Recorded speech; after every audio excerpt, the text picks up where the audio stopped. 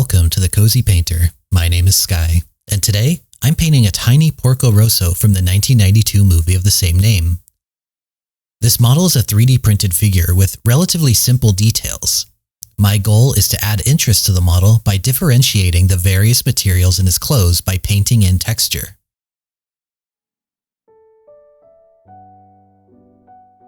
For this figure, I'm adapting a tutorial from the YouTube channel Cujo Painting, who shows his process for painting an amazing bust of the same character.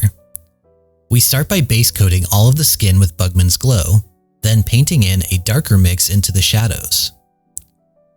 I'll block in his black sunglasses and mustache before we paint the details on the face. Now the real work begins. For the skin of this model, we'll thin our paints to a glaze consistency. This process is all about building up many thin layers to create smooth transitions, as well as believable variation in color and texture. Skin is somewhat translucent, showing an incredible range of subtle detail and coloration throughout the body. By stippling on our highlights, we're creating the illusion of subcutaneous imperfections and discoloration.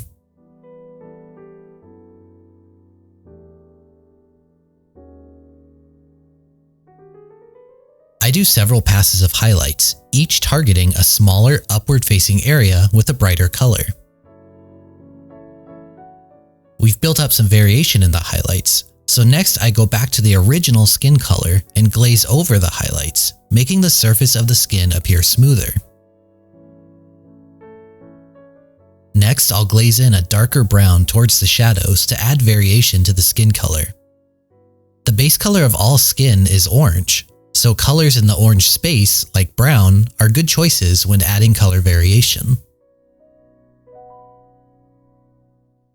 After that, I glaze dark blue into the lower third of the face.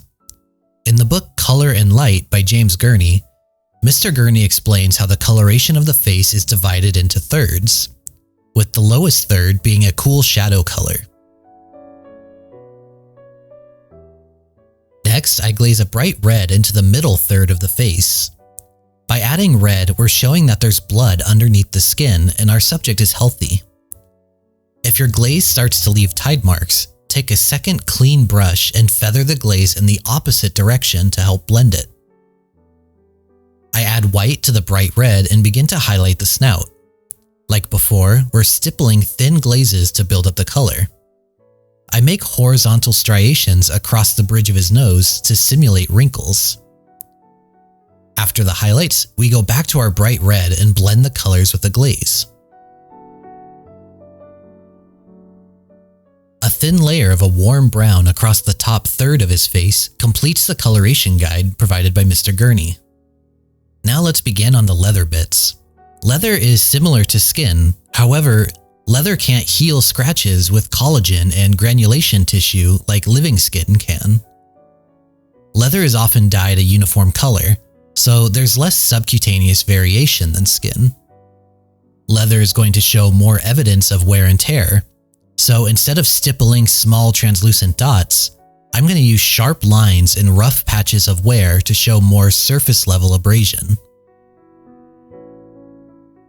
Like the skin, we're going to decrease the size of our highlights as they get brighter, focusing more towards the top of the head.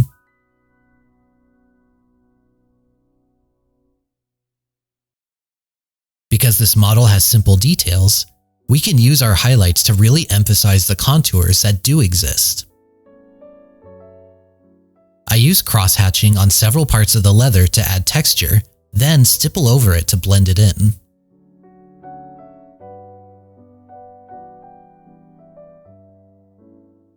You can go back to the base color and glaze over your work to contour the shapes of the sculpt,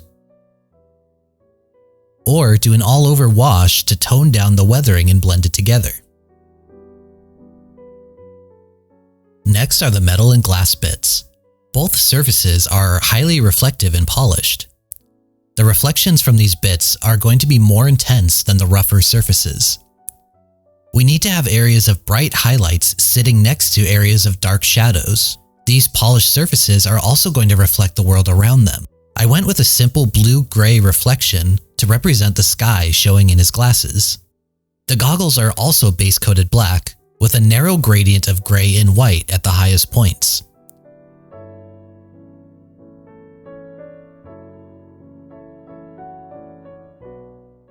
I imagine these goggles are well worn and damaged, being exposed to the open air while Porco's flying in his seaplane.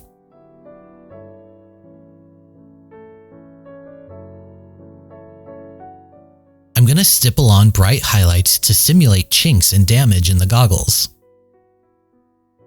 Like his glasses, I glazed in the reflection of the sky above him, then smoothed the gradient from black to white for the highlights in the glasses.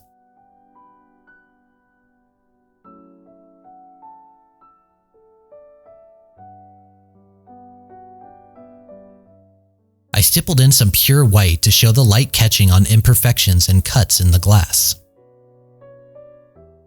Onto his scarf. When it comes to fabrics, the finer the thread, the fancier the garment.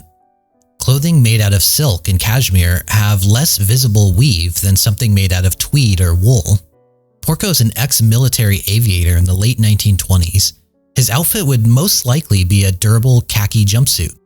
His scarf would be a softer but practical material like a fine wool. I'm going to stipple on vertical lines to imply a woven quality to the fabric, but not a smooth, reflective one like silk. I stipple on these lines all over the visible surface of the scarf. The whole scarf needs to have the same texture. I'm going to increase the brightness of the highlight and cover a smaller area towards the upward-facing surfaces, and repeat this process.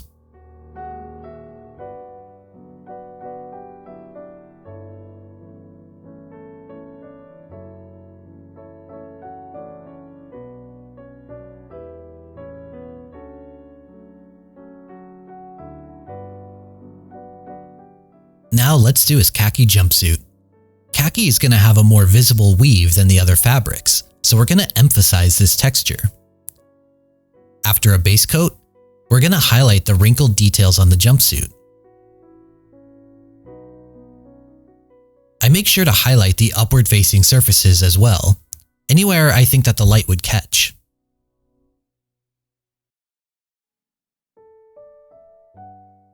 Now for the texture.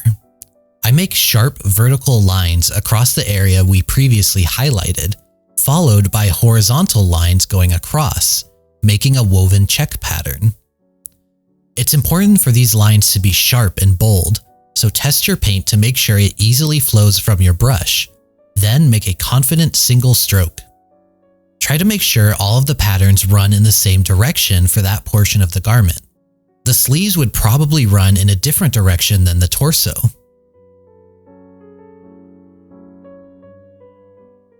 Next, we're going to increase the highlight, doing the same weave pattern over a smaller area.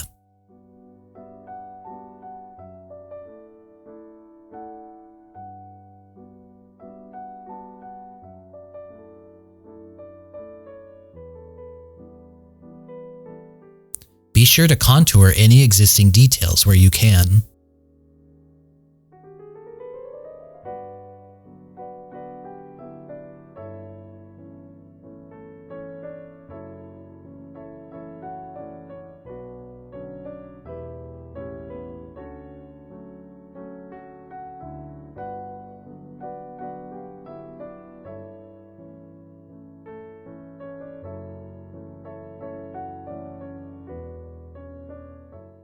Repeat this process, focusing on a smaller area each time.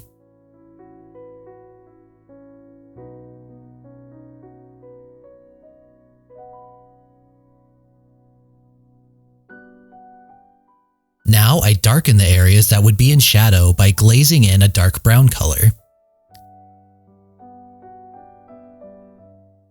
I do several coats, focusing on a smaller, deeper area each time.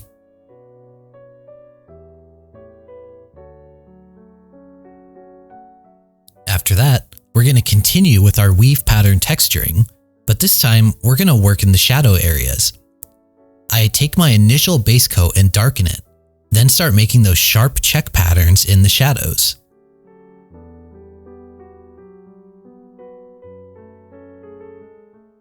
Repeat this process with a darker color and cover smaller areas in the recesses.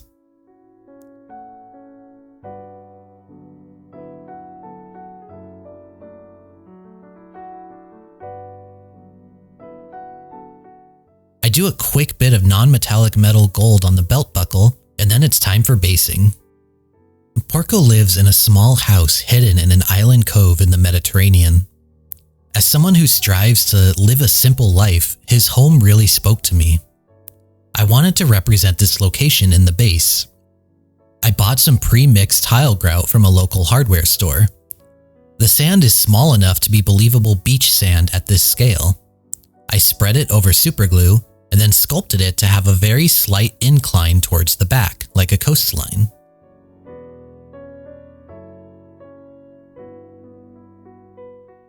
I sunk Porco into the sand to determine where the water should go up to, and then painted a line of wet sand just in front of him. 5-minute epoxy will work for the water. I mix a thinned down mixture of green and blue ink and then spread it over the base.